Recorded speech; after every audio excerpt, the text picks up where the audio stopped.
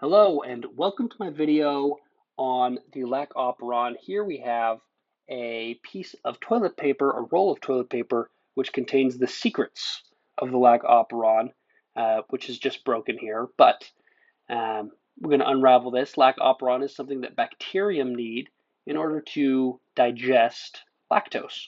We're going to start out here. I have a date.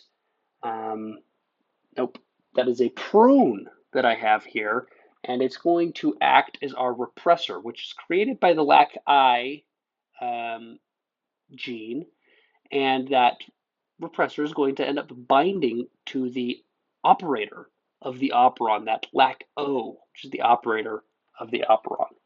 And once you bind that repressor gene from LAC-O, the RNA polymerase is going to have a difficult time synthesizing LAC-Z, LAC-Y, and LAC-A.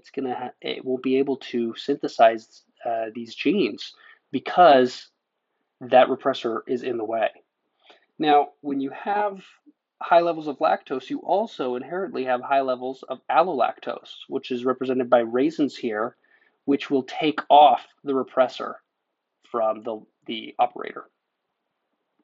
Now you don't have the repressor, that RNA polymerase synthesizes these genes. And here, represented by this date, is a combination of centric AMP and CRP, which allows the polymerase to bind onto the promoter, which normally has a difficult time binding onto that. But with the CRP, it allows that to do that much more smoothly and efficiently. Now let's run through a few scenarios here. First scenario is going to be low glucose, low lactose. So low lactose means that repressor is still going to be there, but low glucose does mean that we have centric AMP, which is bound to the promoter. The next scenario is going to be high glucose, low lactose. Low lactose means that there's no allolactose to take off the repressor, so the repressor is still there, but this date is now going to be gone as well because high glucose means low centric AMP, and so we have double problems. The DNA polymerase is not able to bind to the promoter, and we also have that repressor. For this example, we have high glucose and high lactose. For high glucose, that means that there's going to be low amounts of centric AMP and CRP, and so our promoter is not going to be easily found by the RNA polymerase.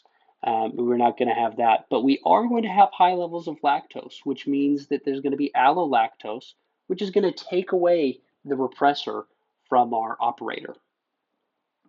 And now the moment we've all been waiting for, our next scenario, which is low glucose, high lactose. That low glucose is going to mean high levels of centric AMP and CRP, which is going to allow the RNA polymerase to bind to the promoter. And then we have allolactose, which is going to take away the repressor.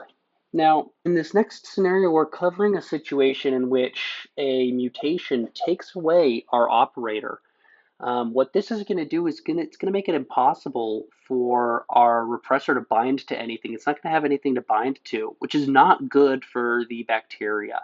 And what this is going to do is it's going to make the polymerase always synthesize these genes even when it doesn't need to, even when the bacteria does not need these genes to be synthesized.